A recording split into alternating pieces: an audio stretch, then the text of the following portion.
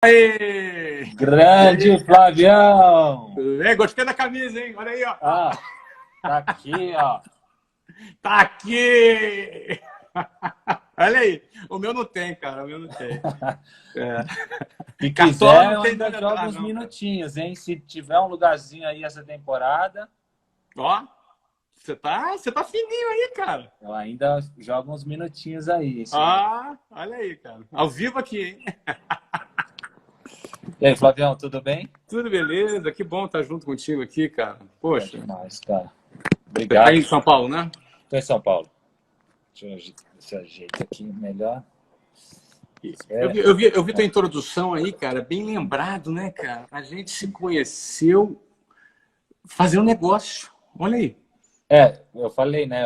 A gente se conheceu, você me contratando, que eu fiz uma propaganda da WhatsApp Ah, com o é. Rodrigo Santoro. Você Cara, contracenou com o Rodrigo Santoro. cara espetacular também, foi muito legal. E a partir dali nasce uma amizade, que é o mais legal de tudo isso. Já. Mas tem esse sonho que a gente embarca Começou ali, junto. foi 2013, não foi? Não, Isso 12. é Foi 12. 2012. 2012. 2012, exatamente, 2012. Porque na época a gente tinha patrocinado a Copa. Esse era o contexto. A gente tinha patrocinado a Copa de 2014. E aí fez uns filmes com o Rodrigo Santoro, que trabalhava com a gente já há anos, Isso. junto com você no contexto do futebol. É isso aí. Nossa, foi muito legal. Agora, naquela época nem passava na minha cabeça essa história de futebol ainda também. Nada, ainda. Nada. Naquela época a gente conversou, ali se conheceu, mas zero rolava. Eu já morava nos Estados Unidos nessa época. Eu já morava aqui. Mas nem passava naquele momento ainda na minha cabeça, não. Você vê como é que são as coisas, né? O mundo Tava, gira. tava estudando futebol por aí. A gente estava. Eu estava motorista do meu filho, né? Eu estava motorista dele, ele jogava, então eu ficava levando ele para os torneios, levava ele lá para os jogos, e foi aí que chamou a minha atenção aí para o futebol. Obviamente, futebol aqui nos Estados Unidos, né? Mas Nossa, muito bom, muito legal lembrar disso tudo. gostoso demais. A gente vai lembrando aqui. Nossa reunião em Milão também foi Foi. espetacular, né? Fomos lá em Milão. Fui na tua casa lá em Milão. A gente come... Não, a primeira foi um jantar que a gente teve em Madrid. Primeiro um jantar em Madrid. Foi lá em Madrid. E ali... Ali não. Ali eu Mas ali não peguei. tinha ainda. Ali não tinha a ideia do clube, né? Já tinha. Em Madrid já tinha? Já tinha, claro que já tinha. Ali é o seguinte, foi 2013, não foi? 2014. 2013. 13, porque 13 é meu último ano de Madrid. Então, ali eu não tinha fechado ainda a compra do clube, mas a gente já estava negociando a compra do clube. E aí o Alexandre, que é um amigo teu de longa data, já estava com a gente, Alexandre Leitão, Verdade. está nos vendo aí agora, e que hoje é o CEO lá do Orlando City. A gente, nesse dia, a gente já foi lá uma viagem marota lá para dar uma sondada, entendeu? Vamos ver como é que é essa história.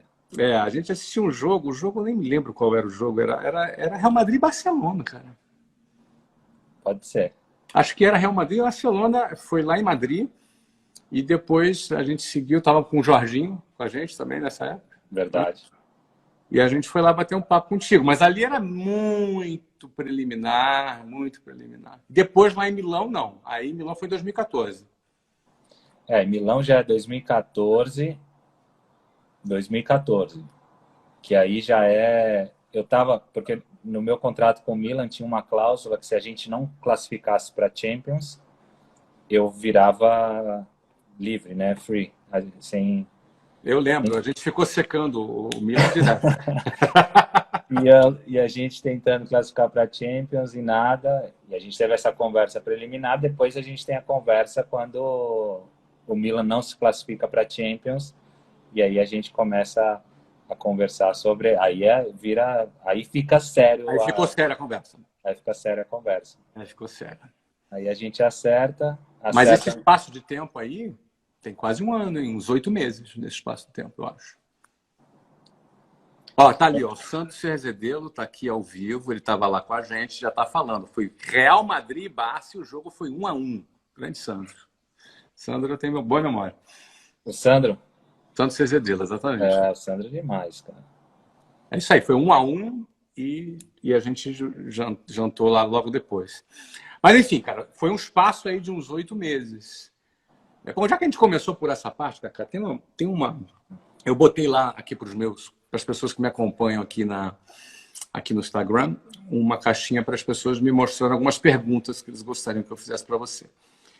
Uma delas é a clássica, que você já respondeu muitas vezes, e a gente até começa por aí, porque a gente já começou falando, para não dar um cavalo de pau na história.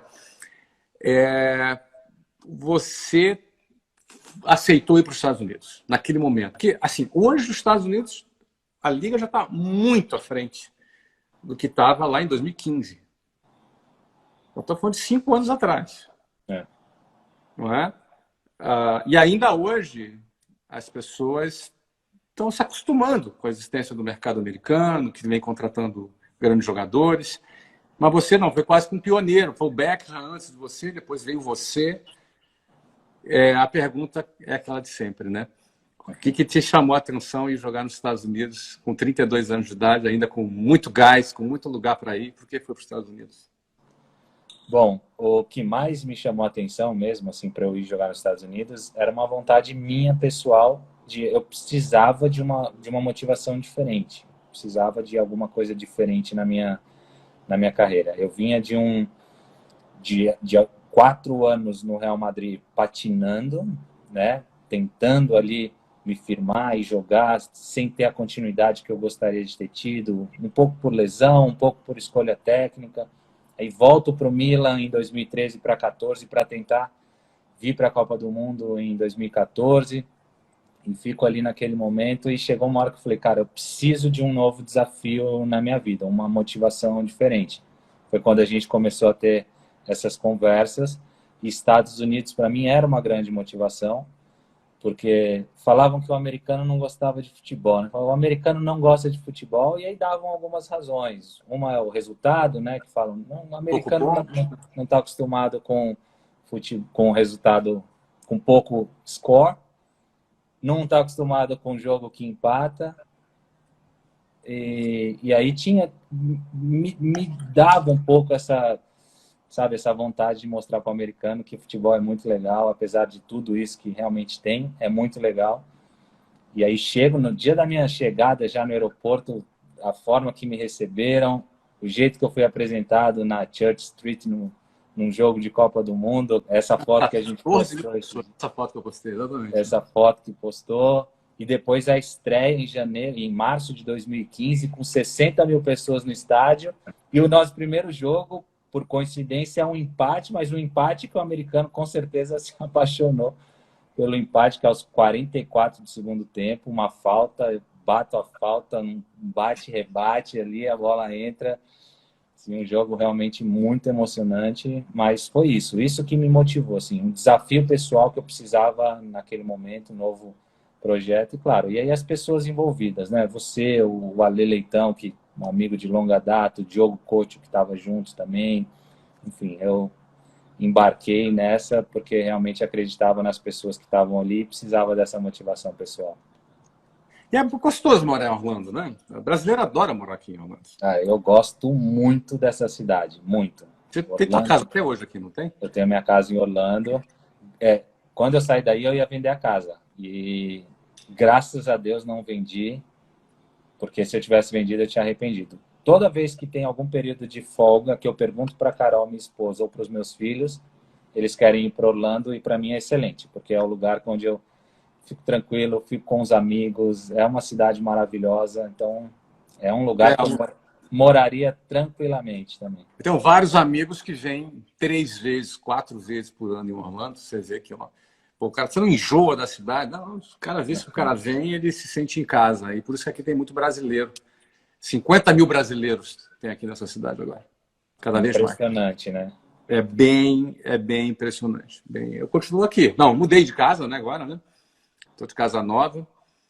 E aqui nesse lockdown aqui, já estou 2 semanas aqui. Mas estou curtindo Casa Nova no lockdown. Maravilha, né? Aproveitando cada espaço da casa. Aproveitando cada espaço, exatamente. É. Exatamente. Como Mas que tá o clube? O clube, a liga parou, né? Tô acompanhando um tudo pouco fechado. a distância, a liga parou, não Tudo. tem ideia para voltar. Ainda não. A gente está trabalhando aqui com 3 meses de cenário de paralisação. Né? Tá. Então, esse é o cenário que nós estamos trabalhando para a gente se planejar, para ter tudo muito bem planejado financeiramente, para que esse processo aconteça de maneira bem planejada, sem nenhum solavanco, sem nenhum problema. Não é?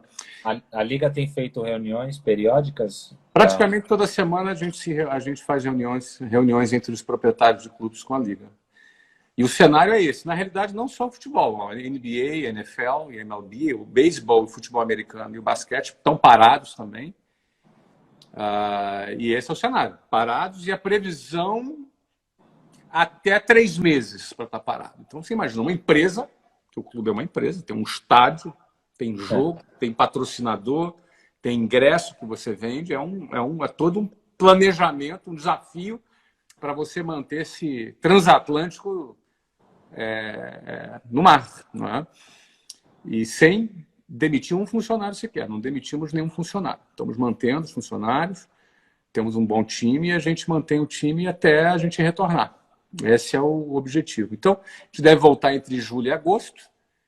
A gente acredita que talvez por aí, junho, talvez, junho. É um cenário que a gente tem, não é? Quem sabe maio, se alguma coisa melhora muito bem. Ou seja, no fundo, a gente vai acompanhando toda semana para ver.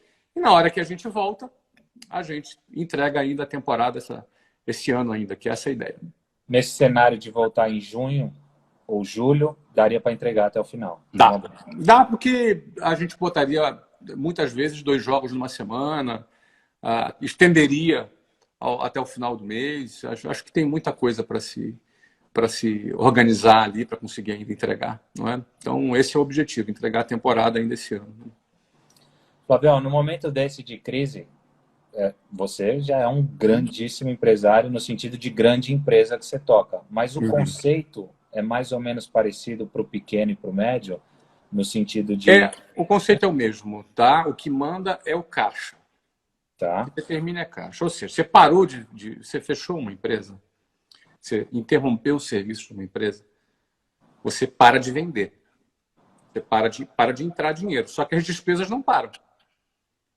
Então, o que vai fazer a diferença entre uma empresa sobreviver e uma empresa quebrar é o caixa que ela tem.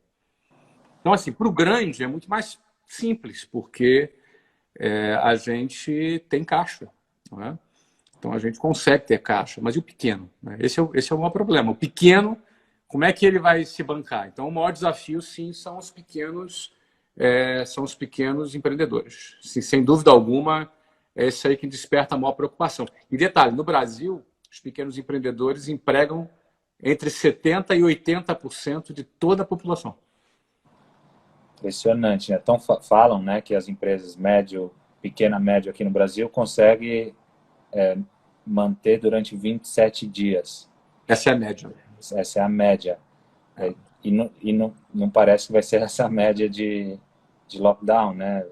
Parece que vai ser mesmo que não seja lockdown, mesmo que comece em algum momento comece a liberar algumas atividades, existem algumas atividades que não vão voltar. Não é? Um shopping center vai demorar um pouco mais para abrir, porque é um lugar fechado. Uma escola também vai levar um pouco mais tempo. Então, assim, eu sempre penso assim, eu penso no melhor e me preparo para o pior. Essa é a minha filosofia de planejamento. Porque se eu não me preparar para o pior e ele vier, eu posso ser surpreendido. Então, a gente se prepara para o pior. No Brasil, nós estamos agora com entre 430 e 450 escolas fechadas agora. Né? São 10 mil funcionários, são 600 franqueados no total. Ou seja, é um planejamento complexo, grande, que envolve muitas pessoas. E nesse caso, apesar da nossa empresa ser uma grande empresa no Brasil, ela é formada por vários pequenos empreendedores. Né? Cada franqueado é um pequeno empreendedor. Então, assim, ou seja, minha dedicação é muito grande no sentido de ajudar esse pequeno empreendedor a passar por esse processo, por essa fase, da melhor maneira possível. A gente está bem equacionado, como eu falei, né? A gente está, além de caixa, a gente tem experiência, a gente sempre se preocupa muito mais com aquele pequeno empreendedor que está começando, o cara não tem tanta experiência assim, nem caixa, né? E aí a tomada de decisão é fundamental, né? A velocidade, pelo menos, a agilidade na tomada de decisão. Você tem que tomar decisão rápido, né? Tem que tomar decisão muito rápido, porque uma semana pode ser tarde, não é? O contexto vai mudando também, o mood, né? O humor da população vai mudando, os problemas vão aumentando, e a tendência é aumentar o número de casos, eventualmente aumentar o número de mortos, isso causa um impacto, tudo isso influencia. Então a gente tem que se preparar rápido. A gente conseguiu fazer essa mudança bem rapidinho, a gente conseguiu fazer logo na primeira semana, já criamos um cenário. O cenário na época era meio, pô, cara, vamos ficar parados 3 meses? Até agora eu não sei se vão ser 3 meses, mas a gente se preparou para 3 meses.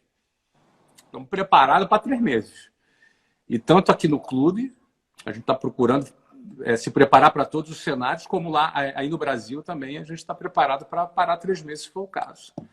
Você pode contar um pouquinho o que você fez? Posso, claro. Então, é dividido em algumas etapas, né? Alunos, por exemplo. Alunos, a gente conseguiu preparar uma plataforma online específica para esses alunos. Já estamos falando aí de 70, 80 mil alunos, não é? Preparamos uma plataforma online para que a gente pudesse oferecer 5 horas de aulas gratuitas para esse aluno por semana. Então, isso já está começando a ser entregue. Por que gratuitas? Porque isso está fora do currículo. O que está no currículo dele, a gente vai repor depois. Tá. Né? Ou seja, como ele vai ter isso reposto, sem nenhum adicional na mensalidade dele, ele recebe essas 5 horas. A gente conseguiu implantar essas 5 horas de aula, essa plataforma em tempo recorde. A gente fez um comitê de crise com 2 semanas de antecedência e imaginou que em 30 dias poderia parar. Parou em 15. Mas a gente conseguiu fazer a plataforma em 20. Então a gente conseguiu parar e marcar o início dessa... Deu certo. Beleza, a gente continua oferecendo isso para os alunos. Esse é o primeiro ponto. Segunda coisa que a gente oferece para os alunos é um pacote de desconto para esses alunos para esses próximos 3 meses. Porque a gente também quer ajudar os alunos, né? Os alunos também estão passando uma certa dificuldade, e a gente criou um pacote para ajudar esses alunos, criando ali um desconto, trazendo ele, fidelizando, e a gente está junto desse aluno. O segredo dessa hora é a empresa estar em contato com o seu cliente, se aproximar bastante dele, entendeu? Criar esse vínculo, porque no fundo está todo mundo passando um momento difícil. Então, acho que empresa e cliente tem que, nesse momento, tem que terminar essa jornada muito mais unido, muito mais consolidado.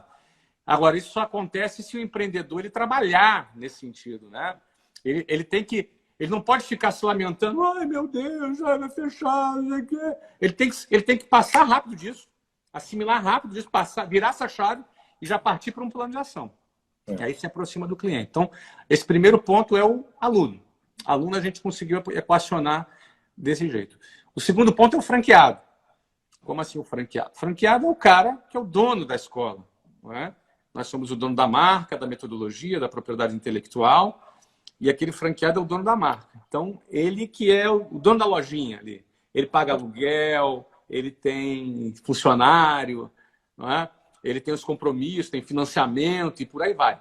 Aí o que a gente fez? Um pacote para ajudar esse cara a passar por essa tempestade e sobreviver. Não é? Então, a gente orientou ele a negociar aluguel, orientou ele a questão de impostos, a diferir impostos. Nós liberamos eles de royalties, ou seja, a gente deu isenção de royalties nesses 3 meses. Então, a gente equacionou a despesa, ajudou a equacionar a despesa. E na hora da receita, com esse desconto que a gente ajudou o aluno, a gente também equacionou a receita. Pronto, ficou equacionada. Então, receita versus despesas ficaram equacionadas na WhatsApp e na Number One. Ficaram equacionadas. Aí fica quietinho ali as escolas. Não adianta querer tentar vender campanha de matrícula para daqui a 3, 4 meses fica muito longe. O que a gente começa a fazer? Aí nós começamos a orientar toda a franquia, o time de vendas, na WhatsApp Online, que é um produto que a gente tem, que a gente lançou em outubro do ano passado. Time bom, né? A gente não tinha a menor ideia que isso ia acontecer, mas no final das contas, esse produto que a gente lançou em outubro do ano passado, ele acabou sendo hoje o produto que a rede está injetando caixa, né? Está vendendo, as franquias estão gerando caixa, não é? Ou seja, acabou sendo um produto que ajudou toda a rede nesse processo. E aí o terceiro são os funcionários. E aí a nossa meta é passar essa tempestade inteira sem fazer nenhuma demissão. Essa é a nossa meta. É óbvio que na hora de um franqueado, se for a última alternativa para ele sobreviver, ter que dispensar, infelizmente faz parte do business. Mas a nossa meta é tentar passar isso tudo, e a gente está indo bem, e a previsão é a gente conseguir sem dispensar nenhum funcionário. A gente tem uma equipe que a gente gosta muito, um pessoal muito bacana, muito comprometido, então a gente conseguiu equacionar os três partes, aluno, franqueado e funcionário.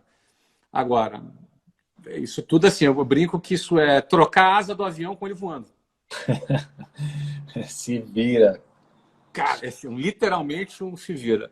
Exatamente. Tem que trocar, se vira.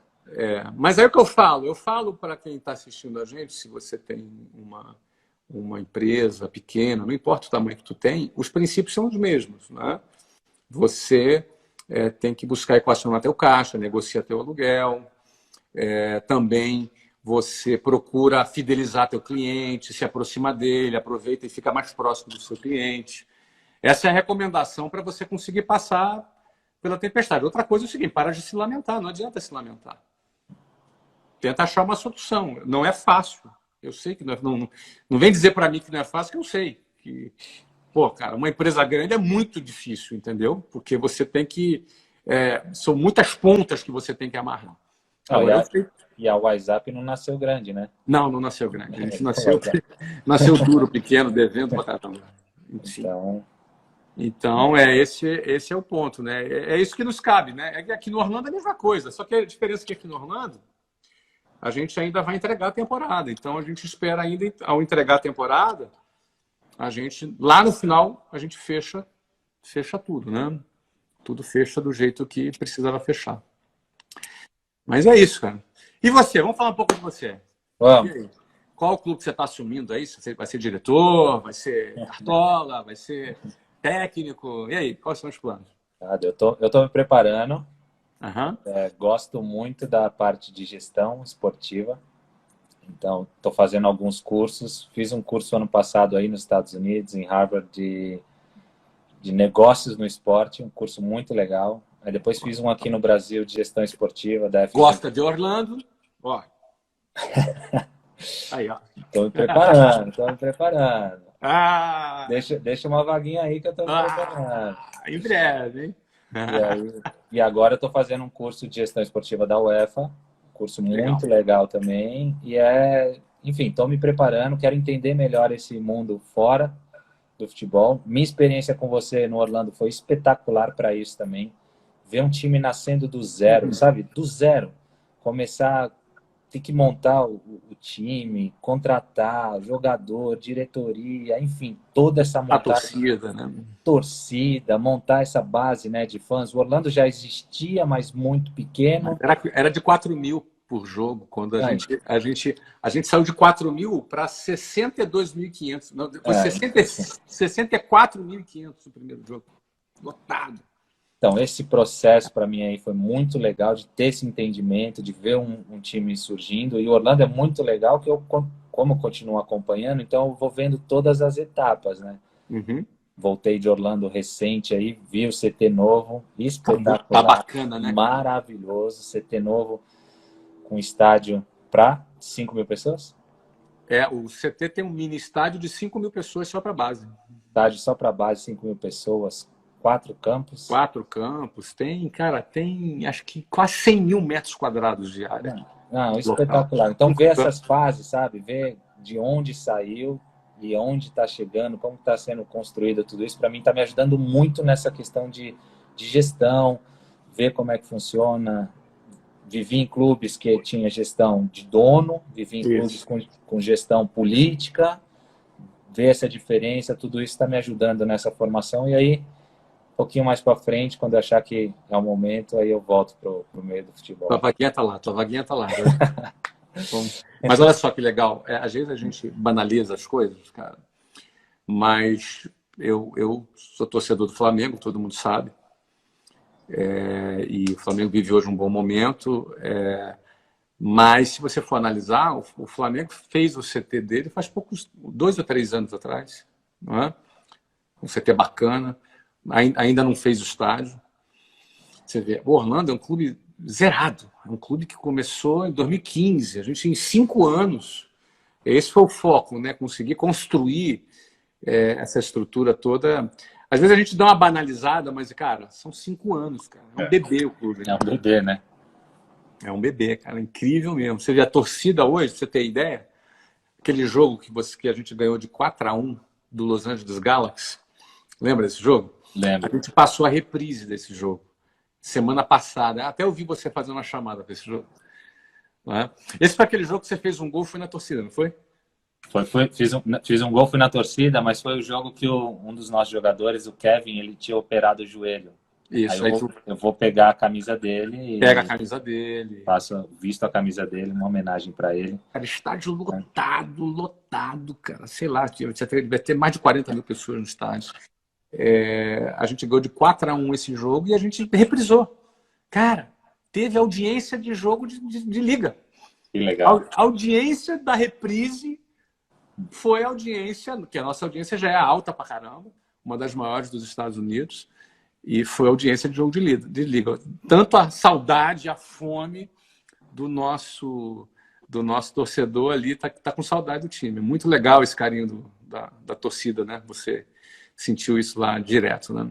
É muito legal. O torcedor americano realmente foi uma experiência muito boa de ver realmente esse carinho que eles têm com o atleta e ver a maneira que eles enxergam também, que é diferente.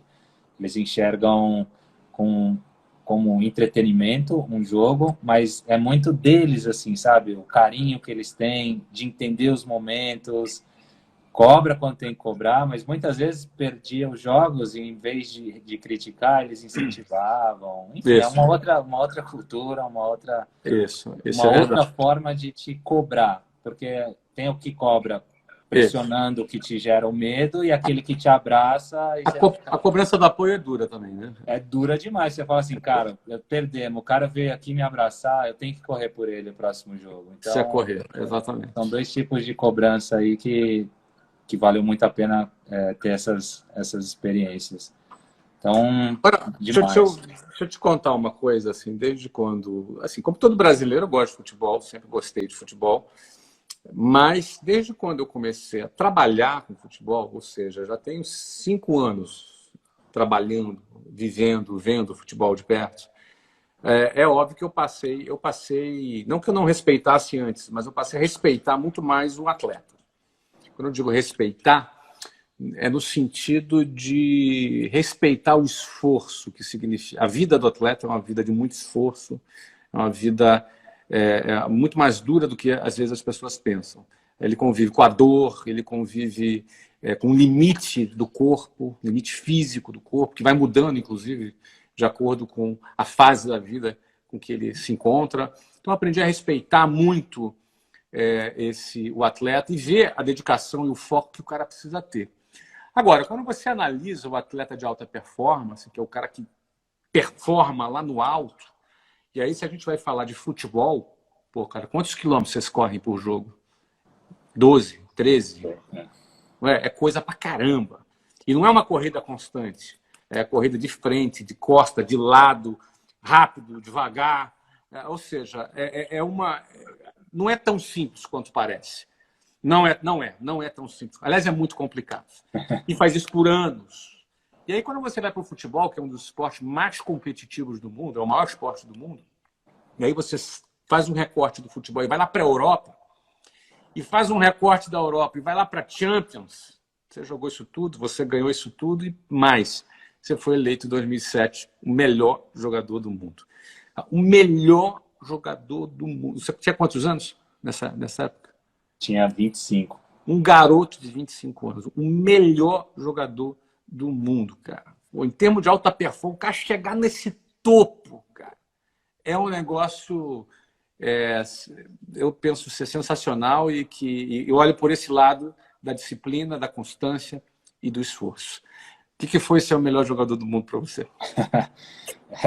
Realmente é impressionante. Assim, a sensação quando você é eleito o melhor jogador do mundo é uma sensação muito boa, né? De, pô, meus esforços valeram a pena. E principalmente, no meu caso, em nenhum momento eu sonhei com isso. Assim, vamos dizer, de criança, de moleque, eu via os caras sendo o melhor do mundo, eu queria ser o melhor do mundo. Eu queria ser jogador profissional de São Paulo, queria jogar com a camisa da seleção brasileira uma única vez e para mim estava ótimo. E as coisas vão acontecendo, claro, os objetivos vão aumentando e os desejos vão aumentando. Conforme as coisas foram acontecendo, comecei a desejar também um dia ser o melhor jogador do mundo. E quando isso acontece, realmente é uma sensação, porque você imaginar o número de atletas que tem, o número de pessoas Muito. que praticam o esporte profissionalmente, e você é eleito pelos jornalistas, enfim, as associações, o que quer que seja, como o melhor de todos aqueles, é muito legal. E aí eu agradeço muito aos meus companheiros, porque o prêmio de melhor jogador do mundo num esporte coletivo só vem por causa das conquistas coletivas. São raríssimos os casos do cara se destacar muito individualmente e não ter a conquista coletiva e conquistar esse prêmio. Isso é muito raro, eu acredito que o Ronaldo aconteceu isso uma vez, não me lembro de outro. Então, agradeço muito os clubes que eu joguei, fui protagonista de conquistas com nesses lugares e aí me deu essa oportunidade de ter uma bola de ouro em casa. Isso é sensacional, né, cara? E como é que tu conseguiu, cara, garoto, assim, manter a cabeça no lugar, cara? Porque, cara, assim, você sai, faz o que tu sonha, é aplaudido o tempo todo, quase sempre, não é? Tem momentos de vaia também, todo jogador tem, mas grande parte é aplaudido, prestigiado, amado pela torcida. Fica famoso, rico. Como segura essa fera? Como é que se mantém o pé no chão? No meu caso, foram meus pais, minha família, né? Meu pai, minha mãe e meu irmão. Então, eles que cortaram as asas no momento que tinha que cortar. Então, é por isso que toda vez que criticam um menino jovem que, sabe, compra um carro e tudo mais, eu falo, gente, calma, porque é muito difícil. Claro, não justifica, mas tem um lado para ser entendido também. É muito, mas muito difícil. O sistema em si é muito cruel. É da noite para o dia. Literalmente da noite para o dia. Literalmente. Numa quarta-feira, eu era um jogador profissional de São Paulo, desconhecido, mas um menino que está sendo formado. Quarta-feira à noite, eu entro num jogo, numa final do Rio-São Paulo, contra o Botafogo. São Paulo perdendo de 1-0. Eu faço 2 gols na final. São Paulo campeão. Isso na quinta-feira, eu sou conhecido no Brasil inteiro. Minha casa cheio de jornalistas, cheio de gente querendo saber quem que é esse menino, de onde que ele vem. Como, sabe, cheguei em casa, tinha um monte de jornalista em casa, minha mãe abrindo foto para todo mundo. Assim, é da noite para o dia. E aí as coisas vão acontecendo, renova o salário, festinha aqui, festinha ali, vem aqui e tal, e você vai normal, nada de errado, você vai. E aí a história é muito legal, porque eu cheguei em casa, renovei o contrato, cheguei em casa super empolgado, falei, pai, que legal, renovei o contrato, ganhando mais, agora amanhã nós vamos comprar um carro novo, vou comprar um carro novo. Meu pai falou, vem cá, senta aqui, deixa eu te contar como é que a banda toca aqui em casa, deixa eu te contar como é que as coisas são, deixa eu te contar quais são nossos princípios, os nossos valores aqui. Ele e minha mãe, então, vem cá, você vai ter seu carro, você vai comprar, mas calma, vamos devagar aqui, um passo de cada vez e tudo mais. Então, meus pais sempre foram pessoas que fizeram isso comigo. Então, por isso Eles que eu... tiveram muito trabalho, Kaká? Tiveram Oi? muito trabalho ou pouco? Tiveram muito trabalho ou pouco? Tiveram pouco, porque eu sempre fui muito obediente, muito respeitoso com os meus pais. Sempre entendi muito que eles, claro, sempre o pai que sempre quer o bem, mas Claro. que eles tinham razão realmente naquilo que eles estavam falando com propriedade. Não era assim, não compra o carro porque eu não quero. Não, Claro. não é. Calma aí, deixa eu te explicar por que você não vai comprar agora. Você pode comprar Sim. mais para frente, mas agora você não vai comprar por esses motivos. A gente tem Uhum. outras prioridades. A gente quer trocar o apartamento, por exemplo. Eu morava num Sim. apartamento classe média média e falou: ó, a gente tem outras ideias aqui, vamos construir isso junto. Então sempre foram muito bem fundamentados nos argumentos que eles me colocavam. Então eu sempre respeitei muito meus pais com relação a isso. E uma coisa legal também é que eles nunca tiveram medo de formar, de me educar formando, sabe? É Uhum. assim, vamos esconder, proteger, porque a gente continua dominando ele. Não, vamos formar, deixa ele entender tudo, ver tudo, que ele tendo essa capacidade, mesmo assim ele escolhe ficar perto da gente. E foi o que Interessante. aconteceu. E É, muitas vezes... é o que eu vejo, né? A tua mãe, a Simone, é adorável, e o teu pai, Bosco, o Bosco é um cara que nós sentamos para negociar com o Bosco na hora de contratar. O Alexandre que o diga, o Né? Alexandre que o diga. O Boscão, um abração para o Bosco, para a Simone. São pessoas maravilhosas. Agora, são pessoas que a gente notava que eram realmente próximas de você, estavam sempre com a gente lá, assistindo jogos. E isso é uma coisa bacana. Você também sentia que tinha seu espaço. Sempre tive. Por exemplo, comecei a ganhar meu dinheiro. Meu pai que administrava. Só que todas as reuniões com o banco, ele, não vou dizer que ele obrigava, mas ele falava: vamos lá que você vai entender o que está acontecendo. Eu posso continuar administrando, não tem problema nenhum, mas você vai entender o que está sendo feito. Em determinado momento, eu quis tocar. Hoje a gente discute outras coisas, mas eu tenho toda a capacidade de tocar. Mas eu tinha entendimento e ajudava e falava: pai, continua tocando aí, porque eu quero focar aqui no campo. Em determinado momento eu falei: não, já tenho condições de tocar e vou tocando. Uhum. Exemplo da área financeira, mas foi em todas as áreas. Então Sei. eles sempre nunca tiveram medo de, meu filho, eu vou ensinar e eles vão embora. Não, pelo contrário, eu vou ensinar e ele vai escolher com mais consciência que ele sempre pode voltar E contar comigo. contar comigo. E aí, quando você fala isso, né, a importância que teve a tua família, dá para a gente entender, a palavra não é entender, é compreender, mais que entender. Às vezes a dificuldade de determinados jogadores que enlouquecem. Eles não têm essa estrutura. Não é? Não vamos citar nomes aqui, tem muitos exemplos, a gente poderia citar, mas sem citar nomes, a gente vê muitos caras que acabaram com a carreira. E aí você fica pensando: mas como é que pode esse cara fazer uma coisa dessa? Como é que pode? Porque ele não tem uma estrutura, não tem. E às vezes é o contrário. Tem a gente colando nele e falando besteira na ouvido do cara. É importantíssimo, não só, claro, na vida do atleta, mas na vida de todo mundo, ter alguém que seja um contraponto, que te Um mostre mentor, né? um mentor que te mostre um outro lado.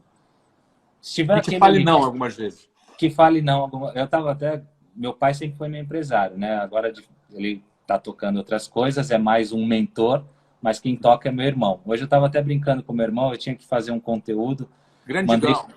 grande Digão, mandei 2 coisas para ele lá, ele falou: cara, que porcaria que você está me mandando aqui? Uhum. Faz um negócio direito ou não faz? Então, aí depois eu agradeci ele, eu falei: Di, obrigado, cara, obrigado por ser esse chato que fica cobrando para que eu entregue uma coisa boa, porque se não tiver alguém se tiver alguém ali só te bajulando, é muito Mas ruim, é esse é o muito ruim. problema. Esse é o problema, Kaká. Às vezes, quando a pessoa tem já um pequeno sucesso, estou falando de ser melhor do mundo, não. E nem de sair na capa da Forbes. Pequeno sucesso. Porque um grande sucesso é um somatório de vários pequenos sucessos. Aí tu chega no grande sucesso. Mas quando o cara tem já o primeiro sucesso, ele recebe os primeiros aplausos, o cara pensa: sou o cara. Eu sou o cara. E aí é o seguinte, cara. Todo mundo que tá em volta dele só elogia. Aí ele tem certeza: eu sou o cara mesmo, tá vendo? Aí é o seguinte, cara, um cara lá fala, não, isso aqui eu não gostei. Aí o cara, pera, vou demitir esse cara aqui, pô. Esse cara é ruim. Esse cara não serve, esse cara é negativo. Porque ele só quer manter perto dele pessoas que reafirmem aquilo que ele pensa. Então, a hora que ele pensar uma besteira, todo mundo vai dizer amém para a besteira dele. Ele não vai ter ninguém para ajudar o cara. E às vezes é importante ter alguém de confiança que não está preocupado em puxar teu saco, que vai dizer isso aqui tá uma porcaria mesmo. E tu teve aí no teu irmão, na tua família, esse papel. É fundamental. É fundamental realmente não empurrar essas pessoas para fora, igual você está falando. Era muito fácil falar para o meu irmão, deixa ele para lá, suba o conteúdo, né? Dando esse exemplo, sim, suba o conteúdo e vamos embora. É muito bom. E o que é mais difícil para você? Lidar com... Quer dizer, deixa eu reformular, porque difícil é passar perrengue, não é? No fundo, para não pegar mal aqui. Muita gente, quando começa a ganhar uma grana, enlouquece. Conforme eu estava falando. Qual é o maior desafio? Lidar com dinheiro ou com a fama? Os dois, viu? Mas entre os dois, qual seria o pior, você acha? Eu acho que... A combinação dos dois é a pior, sem dúvida. A combinação dos dois é uma bomba atômica. Uma bomba atômica. Mas eu acho que ainda o pior é a fama. Por quê? Porque a fama, ela te dá um certo poder que você, muitas vezes, a gente não é capaz de administrar. Que poder, por exemplo? Entender esse...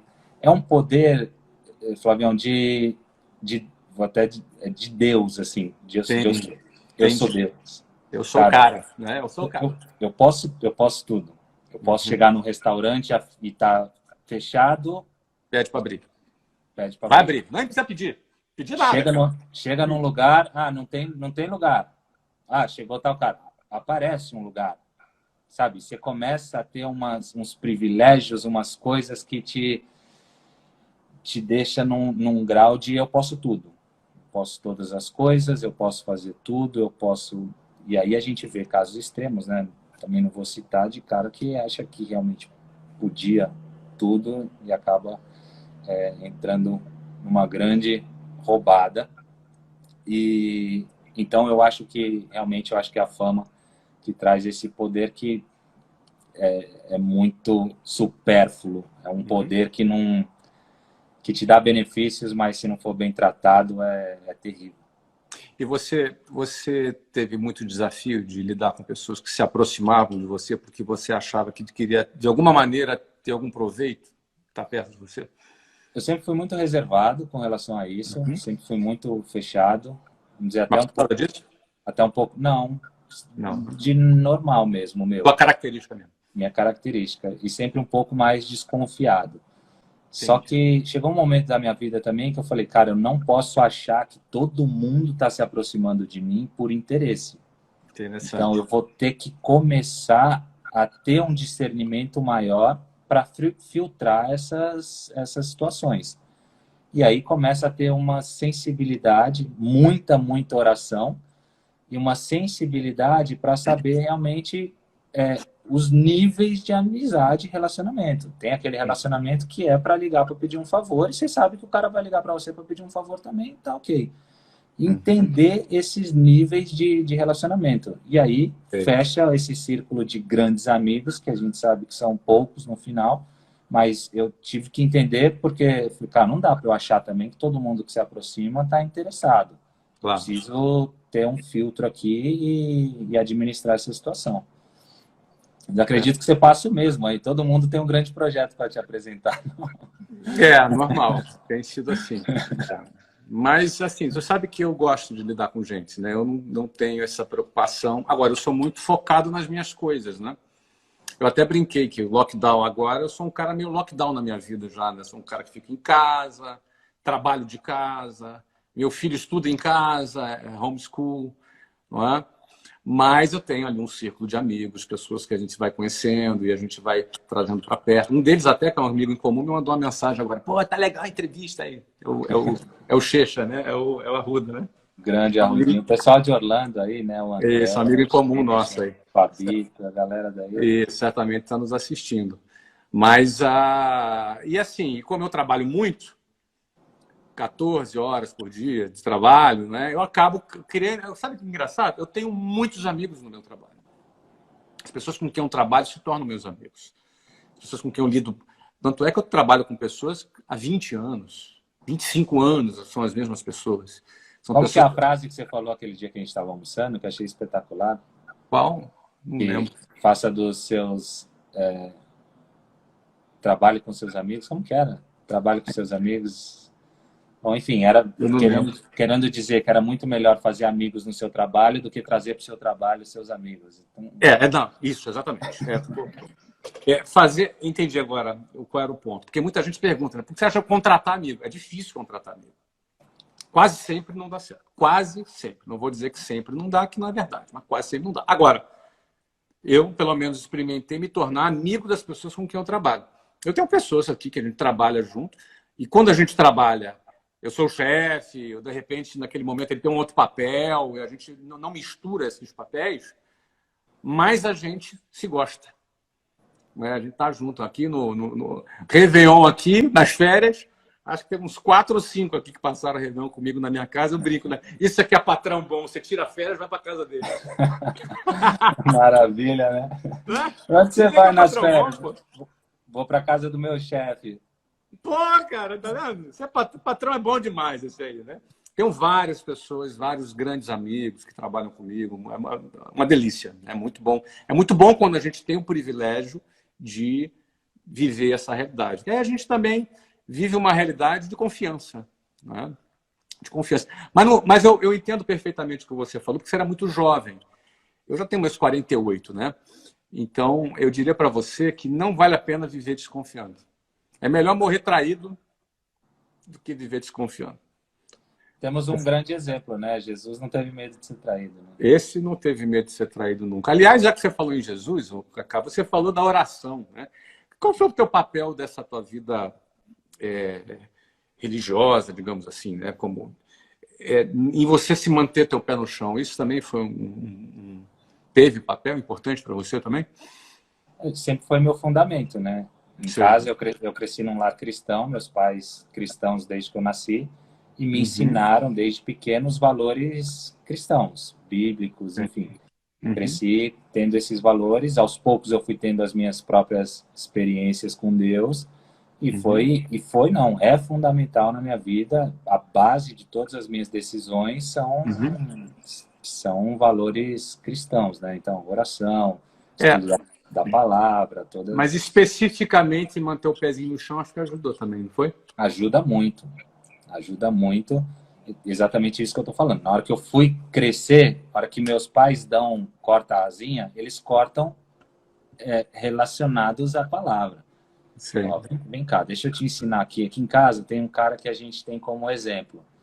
Deixa eu te contar aqui como é que ele se comportava, como é que ele deixou tudo que ele tinha, sendo Deus, para viver uma situação completamente diferente da que ele poderia, se deixando, né, tirando todo esse orgulho, todo esse poder, dizer assim, como Deus, para viver aqui como homem por uma causa e uma missão muito maior. Então, foi sempre baseado nesses valores e nos princípios cristãos e realmente na hora que estuda Jesus, assim, vê os princípios e valores, fala, cara, não tem motivo algum para que eu ache que eu sou alguma coisa a mais do que qualquer um, né? Então, é realmente maravilhoso. Cacá, deixa eu falar da Carol. Como é que tá Claro, o casamento, hein? maravilhoso. Hoje, dia 30, Manda um abração para ela. estamos Eu vejo você completando feliz, ela sempre muito 4 meses. sorridente. 4 meses? 4 meses hoje. Espetáculo, hein? Parabéns. Ah, demais. Agradece a ela que ela me emprestou você aí por 1 hora aí no dia dos seus 4 meses aí de comemoração aí. Vou agradecer.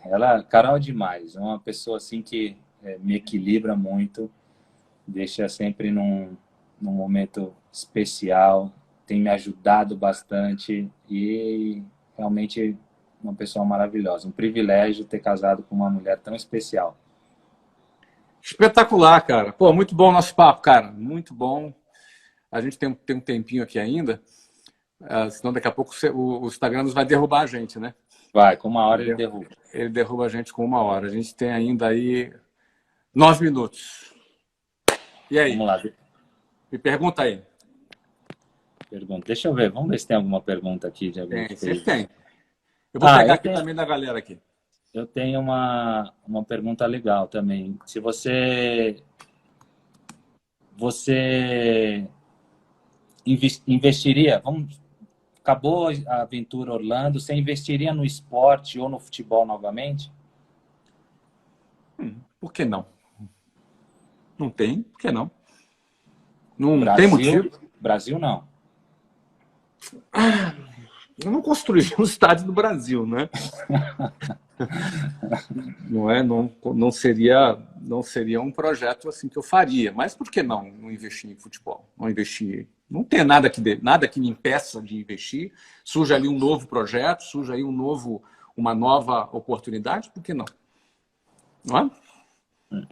Investiria em basquete, algum outro esporte também? Tu sabe que eu tenho 2 projetos esportivos que um eu quase fiz, outro eu só pensei, conversei com alguns amigos e fiquei tentado. Um era o basquete no Brasil. Tá. Montar uma liga bacana, construir umas arenas igual da NBA e tal. Pô, Brasil, basquete é um esporte super legal. Mas isso ficou só nas ideias, batendo papo com pessoas. Um eu quase executei. E na época eu acho que eu conversei com você. Eu quase comprei um clube na Inglaterra. Eu lembro dessa história. Eu te comentei na época. Mas quase, muito quase. Sentei com o dono, fiz proposta, negociamos. E a gente estava ali para quase fechar. Seria um clube na Inglaterra, um clube fundador da Liga Inglesa, você imagina? Olha, que legal. Um clube antiguésimo, super bacana, com um estádio lindo. Eu não posso dizer agora o nome do clube, mas, cara, quase fechei. Acabei não fechando. Né? Nesse momento você ia ter 2 times, ia ter o Orlando e o time na Inglaterra. Eu teria 2 times, exatamente. Um na Inglaterra e um nos Estados Unidos. Não é? E isso seria, obviamente, um baita desafio e por aí vai. Não é? O cara me fez uma pergunta aqui que eu achei legal. Deixa eu responder essa pergunta dele aqui. Ó. O nome dele é Perfumante, né, cara? Isso aí, com certeza, é o nome da empresa dele, né? Estou fazendo propaganda para ele, a Perfumante. Entra lá e compra seus perfumes. Flávio, o que você mais teme perder? Eu adoro falar sobre isso. Porque o que acontece? Primeiro, não tem medo de perder dinheiro, porque, cara, quem nasceu pobre não tem um. Que diferença faz? Ganha de novo, trabalha. Você fala sempre, né, que estabilidade não existe. Estabilidade não existe. Aliás, cara, mais do que nunca, acho que todo mundo entendeu agora essa frase, né? Muita gente pergunta, mas como assim estabilidade? Olha aí o que está acontecendo. Estabilidade não existe. Não rola mesmo. Agora, eu tenho medo de perder a minha essência. E tenho medo, muito medo de perder. E esse medo de perder a minha essência, quem eu sou, meus valores, é que talvez me faça pegar leve, assim, não tomar determinados riscos para não perder a minha própria essência. Então, esse está aí uma coisa que eu tenho medo. São meus valores, né? Aquilo que se eu perder a minha essência, cara, já era, eu perdi tudo. É interessante isso, porque teve um momento da minha vida que eu tive um conflito muito grande com relação a isso. Porque eu era o que eu fazia. Entendi. Nós não somos o que a gente faz. Então, eu saio do Milan em 2009 como o melhor jogador do mundo e vou para o Real Madrid. Tenho 4 anos ali de dificuldade, onde fui considerado uma das piores contratações do Real Madrid. Então, na minha cabeça, ou eu sou o melhor jogador do mundo ou eu sou a pior contratação de um dos maiores clubes do mundo. Então, isso... E até que eu entendi, cara, eu não sou nenhum dos dois. Eu faço isso, faço o trabalho de jogador profissional, mas aí foi um momento de reflexão onde eu tive que entender realmente a minha essência, que é isso aí que você está falando, e de novo me remete muito às coisas de Deus, de entender aí tua identidade. Cavando ali a minha identidade, que é ser filho de Deus, realmente. Isso aí me deu e me dá um conforto tão grande que aí me leva perto de mim. Assim. Por que muita gente, quando se aposenta, se entra em depressão? Isso é muito comum. Porque tá ligado ao que faz, né?